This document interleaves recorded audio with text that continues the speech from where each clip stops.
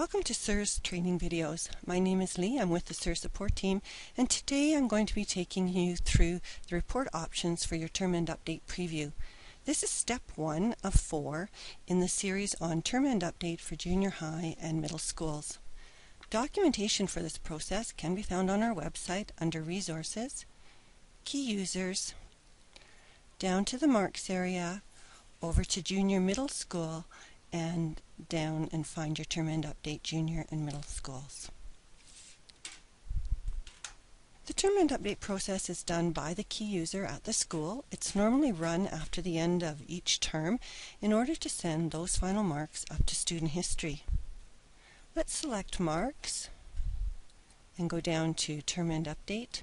On the Report Options tab, it's important that we select the proper term. Term end updates must be done in order. That is, Term 1 before Term 2, Term 2 before Term 3.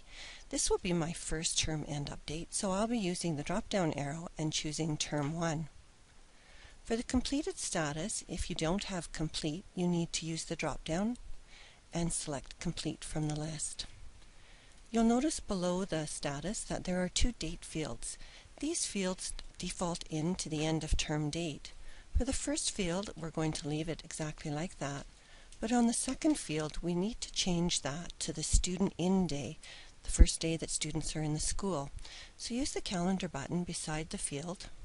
Select the proper month. In my case, my student started in September. Choose the proper year and the date. If you're a modified school, you may have something different than September the 2nd.